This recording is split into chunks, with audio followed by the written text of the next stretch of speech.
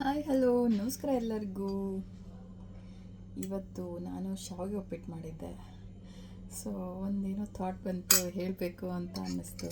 ಶಾವಿಗೆ ಉಪ್ಪಿಟ್ಟು ಮತ್ತು ಶಾವಿಗೆ ಖೀರು ಇದು ತಿನ್ನಬೇಕಾದ್ರೆ ಈ ಸ್ಪೂನ್ ಕೆಳಗೆ ಇಟ್ಕೊಂಡಿದ್ದೆ. ಸೊ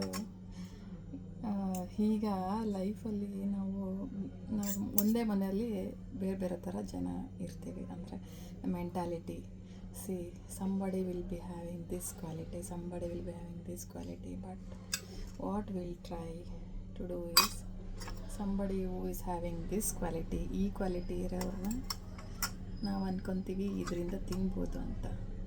ಇದು ಖೀರ್ ತಿನ್ನೋಕ್ಕಾಗುತ್ತಾ ಇದರಿಂದ? See, everybody has their own skill sets. So ಖೀರ್ನ ಇದರಿಂದ ತಿನ್ಬೋದು, ಬಟ್ ಇದನ್ನು ಶಾವಿಗೆನ ಇದರಿಂದ ತಿನ್ಬೋದು. ಸೊ ಖೀರ್ನ ಇದರಿಂದ ತಿನ್ನೋಕ್ಕಾಗಲ್ಲ, ರೈಟ್? ಎಲ್ಲ ಉದ್ರೋಗುತ್ತೆ.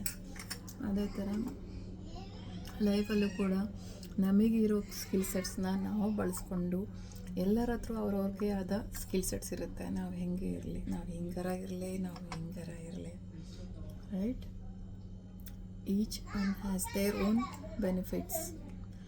ಸೊ ಬಾಡಿ ಶೇಮ್ ಮಾಡದೆ ಅಥವಾ ಇನ್ನೊಬ್ಬರನ್ನ ಹೀಯಾಳಿಸ್ದೆ ನಾವು ಹೆಂಗೆ ನಮ್ಮನ್ನು ಕಾಪಾಡಿಕೊಂಡು ನಮ್ಮ ಸ್ಕಿಲ್ ಸೆಟ್ಸ್ನ ಉಪಯೋಗಿಸ್ಕೊಂಡು ಉದ್ಧಾರ ಆಗ್ಬೋದು ಅಂತ ನೋಡೋಣ.